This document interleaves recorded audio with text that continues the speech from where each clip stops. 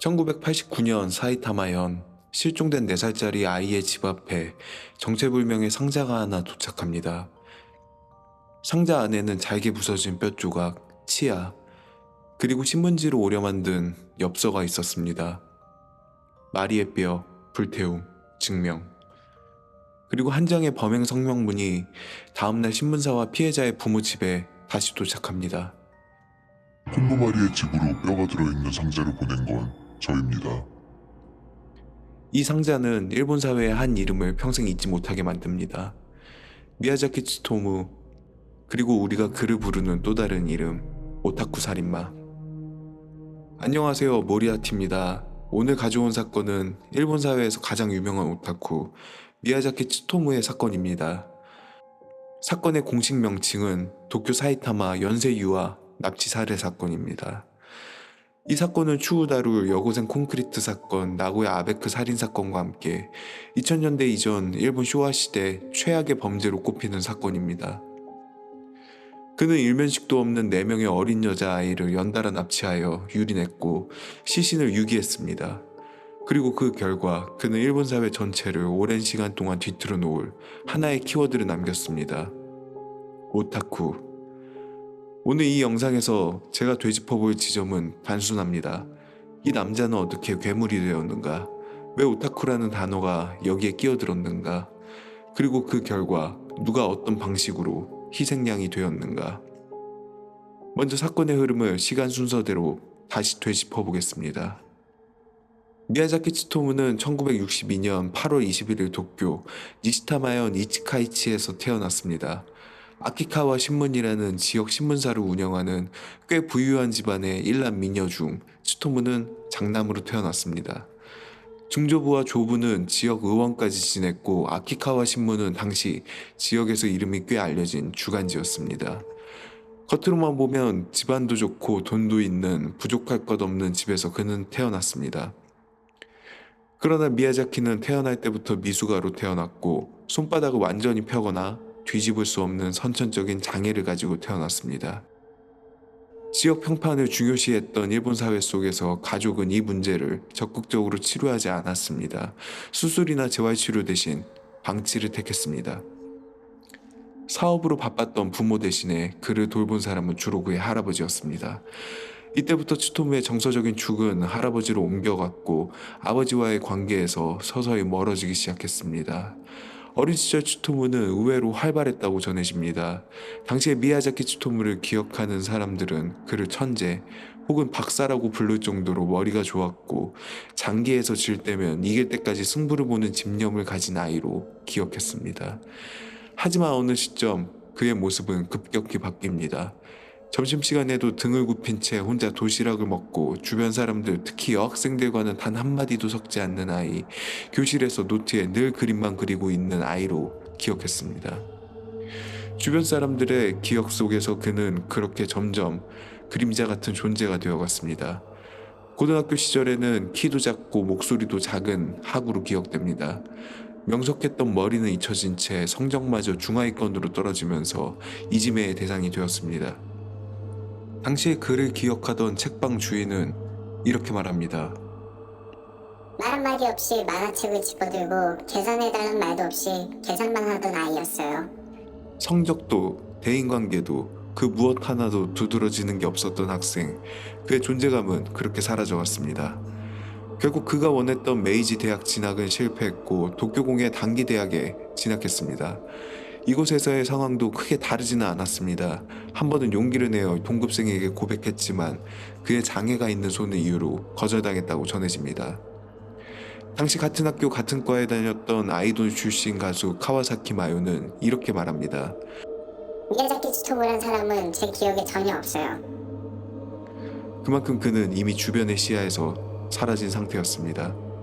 1983년 대학 졸업 후 작은아버지의 소개로 인쇄회사에 취직해 그는 인쇄기 오퍼레이터로 일하기 시작했습니다. 그러나 그의 사회성은 제대로 형성될 시기를 이미 놓쳐버렸습니다. 업무 중에 잠을 자기 일쑤였고 무단 퇴근을 반복합니다. 동료와의 관계를 유지할 최소한의 능력조차 갖추지 못한 상태였다고 볼 수 있습니다. 결국 그는 1986년 3월 상사와의 불화 끝에 회사에서 잘리고 말았죠.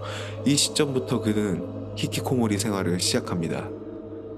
은둔 후 시작한 미야자키 츠토무는 애니메이션 동인지, 제작, 수집에 빠져듭니다. 수많은 비디오 서클에 가입하였고 전국의 멤버들과 테이프를 교환하기 시작했습니다.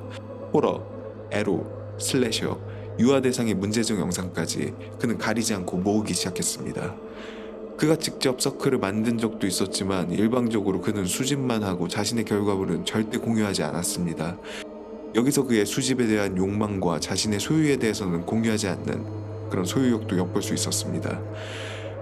이 은둔 생활이 시작된 지 어언 2년, 1988년 여름 첫 번째 사건이 발생됩니다. 1988년 8월 22일 이라무 빌리지 앞 4살의 여아 콘도마리는 집 근처 도로를 걷고 있었습니다. 한 남자가 덥고 지친 아이에게 다가가 이렇게 말했습니다. 시원한 곳에 가지 않을래? 그는 아이를 차에 태워 도쿄전력 신타마 변전소 인근 숲으로 데려갔습니다. 이동 중에 콘도마리가 울음을 터뜨리자 그는 오후 6시경 콘도마리를 교살합니다. 시신을 차 안에 두고 집으로 돌아갔습니다. 다음날 그는 비디오 대여점에서 카메라를 빌렸습니다. 그리고 콘도마리의 시신을 촬영하며 성적으로 대상화하는 행위를 반복했습니다. 한편 집에 돌아오지 않은 딸을 기다리던 콘도마리의 부모는 경찰에 신고했습니다. 검찰은 몸값을 요구하는 납치 사건으로 판단하고 역추적 장치를 설치하지만 전화는 끝내 오지 않았습니다. 그렇게 시간은 흘러갔습니다. 1988년 10월 3일 사이타마 한노시 초등학교 앞 두 번째 피해자는 7세 요시야와 마사미였습니다. 그는 집 앞에서 놀고 있던 마사미를 타겟으로 삼았습니다. 길을 잃은 것 같은데 도와줄래? 미야자키 츠토무는 마사미를 신타마 변전소 근처의 인근 숲으로 데려갔습니다. 오후 5시경 마사미를 교살했습니다. 시신을 차에 싣고 돌아가던 중 사후 경련으로 시신이 움직이자 그는 공포를 느끼고 코미네 터널 인근에 시신을 버리고 도주했습니다. 1988년 12월 9일 사이타마현 카와고에시 이번 피해자는 4살의 남바 에리카였습니다. 이번에는 에리카에게 이렇게 말했습니다. 따뜻한 곳에 가지 않을래? 차 안에서 에리카가 울음을 터뜨리자 또다시 목을 졸라 교살합니다. 그리고 첫 번째 범행 때와 마찬가지로 피해자의 옷을 벗기고 영상 촬영을 시작했습니다. 에리카가 살해된 지 약 11일 후 미야자키는 피해자 부모에게 신문기사로 오려붙인 엽서를 보냅니다. 살아 돌아갈 수 없어. 딱하다. 뉴스 인터뷰에서 에리카의 아버지가 시신이라도 돌아와서 다행입니다 라고 말한 것을 보고 난 이후였습니다. 츠토무는 이 말을 조롱의 기회로 삼았습니다. 츠토무는 두 번째 피해자 요시자와 마사미의 시체를 찾기 위해 다시 숲을 찾았다가 시신을 찾지 못하여 당황하였고 그 과정에서 차가 도랑에 빠져 우연히 목격자까지 생겼습니다. 하지만 당시 목격자는 그의 차를 하얀 해치백의 도요타라고 기억했습니다. 그러나 그의 실제 차량은 닛산 랭글리였습니다. 츠토무는 이 오인으로 인해 수사망에서 빠져나갔습니다. 1989년 2월 마지막 범행으로부터 약 3개월 후 첫 번째 피해자 콘도마리의 집 앞에 한 상자가 배달되었습니다. 상자 안에는 마리의 것으로 보이는 뼈조각과 치아 그리고 엽서가 있었습니다. 다음날 아사히 신문과 콘도마리의 집 앞에 아마다 유코라는 이름으로 범행 성명문이 도착했습니다. 콘도마리의 집으로 뼈가 들어있는 상자를 보낸 것은 저입니다. 이번 콘도마리의 사건은 처음부터 끝까지 저 혼자 벌인 일입니다. 그는 범행 성명문에 범행 과정에 대해 기괴할 정도로 상세히 진술했습니다.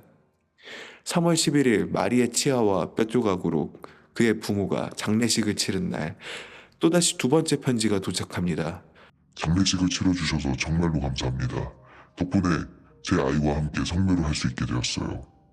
이 무렵 일본에서는 여고생 콘크리트 살인사건이 밝혀지면서 일본 사회 전체가 충격에 빠져 있었습니다. 강도 높은 비난 여론 속에서 미야자키 역시 잠시 조용히 잠적했습니다. 1989년 6월 6일 세 번째 피해자는 당시 5살이었던 노모토 아야코였습니다. 미야자키 츠토무는 평소 음란 촬영을 위해 자주 찾던 테니스장이 있던 테니스 숲 근처에서 아야코를 만났습니다. 그 과정에서 자신은 카메라맨이라고 소개하였습니다. 사진 찍어줄게. 그는 아야코를 또다시 자신의 차로 유인해 납치하였습니다. 차 안에서 경계를 풀기 위해 아야코에게 껌을 건네던 중 아야코가 자신의 손을 보고 놀라자 홧김에 아야코를 교살했습니다. 그는 아야코의 시신을 자신의 방으로 가져와서 시신의 옷을 벗기고 카메라로 촬영했습니다. 이후 시신을 절단하기도 하고 괴이한 행동을 반복했습니다. 시체가 부패하며 냄새가 심해지자 시신을 여러 조각으로 나눠 미야자와 호수 근처 공동묘지 쓰레기통에 유기합니다. 이후 참배로 온 일반인에 의해 시신 일부가 발견되었고 합동 수사본부가 설치되었습니다. 1989년 7월 어느덧 그가 범행을 시작한 지 1년이 다 되어가던 즈음 하에다 신사공터에서 미야자키 츠토무는 두 자매를 발견했습니다. 이번에도 그는 사진 찍어줄게. 미야자키 츠토무는 나이가 더 많은 언니 보고는 잠시 기다리라고 하고 동생만 데리고 숲으로 들어갔습니다. 츠토무가 아이를 대상으로 이상한 행동을 하기 시작하자 언니는 아버지에게 달려가 이 상황을 알렸습니다. 그는 도망가려다가 아버지가 외친 한마디에 멈춰섭니다. 차번호 다 기억해놨어. 도망가봐야 소용없어. 신고할 거야. 그러자 츠토무는 죄송하다며 신고하지 말아달라고 빌었습니다. 그러나 이미 소란을 듣고 달려온 경찰관에 의해 그는 현장에서 체포되었습니다. 미야자키 츠토무의 체포 소식이 알려지자 기자들은 미야자키 츠토무의 집과 아버지가 운영하던 신문사로 몰려들었습니다. 아버지가 말했습니다. 내 아들은 내성적이고 조용해서 그럴 아이가 아닙니다. 방에 가보면 그가 어떤 애인지 알 수 있을 거예요. 취재진은 그에게 그러면 방을 찍어도 되겠냐고 물었고 아버지는 승낙했습니다. 그러나 공개된 사진 하나가 일본 사회의 인식을 바꿔버렸습니다. 바닥부터 벽까지 만화책, 비디오 테이프, 애니메이션 잡지로 가득 찬 방. 경찰 조사 결과 그의 방에는 약 5,763개의 비디오 테이프가 있었습니다. 유치원 입학 팜플렛, 여성 테니스 클럽 팜플렛, 에로 만화, 호러 영화, 유아성애를 연상케 하는 자료들까지 마구잡이로 뒤섞여 있었습니다. 이 장면은 곧 오타쿠, 잠재적 범죄자라는 단순한 선으로 그의 범죄를 단순화하였습니다. 체포 이후 미야자키는 모든 혐의를 부인했습니다. 그러나 증거가 하나둘 쌓이자 시신이 발견되지 않은 마사미 사건을 제외하고 차례로 자백하기 시작했습니다. 하지만 결국 차량에서 마사미의 혈흔까지 발견되면서 그는 모든 범행을 끝내 인정했습니다. 자백한 직후 4명의 시신과 유기 흔적들이 순차적으로 발견되었습니다. 이 과정에서 그는 희대에 남는 발언을 남기기도 했습니다. 아무래도 2차원보다는 3차원이 좋았다. 결국 츠토무는 2001년 2월 1일 사형이 확정되었고 2008년 6월 17일 형이 집행되었습니다. 그의 마지막 한마디는 다음과 같았습니다. 아직도 못 본 비디오가 많은데.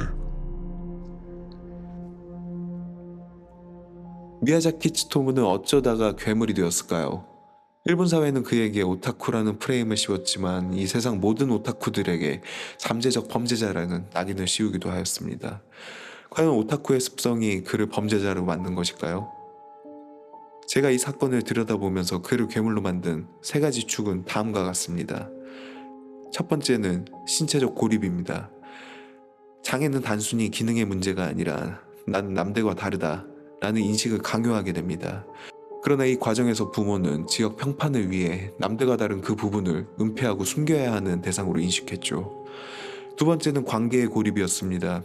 권위적인 아버지와의 관계는 일찍 끊어졌고 학교와 대학, 그리고 직장에서 사회적 결여로 인한 정서적인 관계를 맺어본 적이 그는 없었습니다. 마지막은 사회적 고립이었습니다. 취업의 실패, 사회 부적응으로 인해 그가 유일하게 살아갈 수 있는 사회는 비디오와 만화가 가득한 방 안의 세계였습니다. 위 3가지 고립이 겹쳐지면서 그의 현실은 점점 사라지고 판타지와 영상이 가득한 세상만이 현실 감각을 대체하였습니다. 그렇다면 그는 왜 어린 여자아이만을 노렸던 것일까요? 많은 성범죄자들이 그렇듯 첫 번째는 통제 가능성을 노렸을 것입니다. 키도 작고 힘도 약하고 자신에게 위협을 가하지 않는 대상, 저항하지 못하는 존재를 대상으로 삼았을 것입니다. 그리고 또한 그는 또래 이성들과는 관계를 맺는 데 늘 실패했었습니다. 그러면서도 여성에 대한 욕망과 분노는 축적되었고 어린 여자 아이들을 향한 범행은 왜곡된 욕망이 향한 가장 쉽고 일방적인 방향이었습니다. 그러나 일본 사회는 오타쿠라는 하나의 단어를 통해 쉬운 결론을 내려 했습니다. 5,763개의 비디오, 에로, 호러, 유아성애적 컨텐츠, 그리고 범죄와 연계된 시체 영상까지 언론은 이 모든 요소를 오타쿠 문화와 단순 연결하였습니다. 하지만 이 사건의 뿌리를 따라가다 보면 선행하는 요소는 정서적 단절, 장애에 대한 방치, 학교와 직장에서의 고립, 사회적 안정망 실패의 결과입니다. 오타쿠 성향 자체가 범죄의 직접 원인이라고 보기는 어려울 테고 그의 도피처가 오타쿠적 소비였고 범행 동기와 방식에 영향을 준 것은 맞다 라고 보는 것이 조금 더 균형 잡힌 접근일 것입니다. 문제는 사회가 이 복잡한 구조를 고려하지 않고 오타쿠로 보이는 집단에게 잠재적 범죄자라는 꼬리표를 붙여버렸다는 데 있습니다. 이 사건에서 또 하나 중요한 축은 가족에게 가해진 2차 피해입니다. 미야자키 츠토무의 신상이 밝혀진 후 부모에게 쏟아진 협박 전화와 비난, 두 딸도 죽여버리고 당신도 죽여버리겠다는 저주를 퍼부었습니다. 1994년 11월 20일 타미가와강 다리에서 츠토무의 아버지는 자신의 모든 재난을 피해자 배상금으로 내놓고 투신 자살하였습니다. 이후에도 두 여동생은 파혼 후 직장을 그만두고 행방이 묘연해졌고 친척들 모두 삶 자체가 뒤틀려 버렸습니다.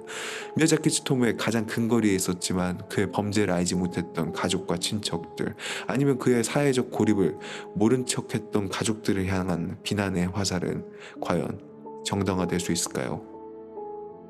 우리는 종종 누군가에게 쉽게 꼬리표를 붙이고는 합니다. 쟤 그럴 줄 알았다. 이상한 애였다고 하더라. 어떻다고 하더라. 이런 말들은 누군가를 밀어내는 데에는 매우 유용한 말일 수 있습니다. 하지만 그렇게 밀어내는 순간 우리는 중요한 부분을 하나 놓치고 맙니다. 이 사람을 여기까지 몰고 온 끊어진 연결들은 도대체 어디에 있는가? 개인의 책임은 엄중히 묻되 그 개인이 사회와 어떻게 끊어졌는지, 그 끊어진 연결을 어디서 어떻게 다시 붙여야 하는지를 고민하지 않는 한 제2의 미야자키 츠토무는 형태만 조금씩 바꿔서 언제든 다시 등장할 수 있습니다. 지금까지 모리아티였습니다.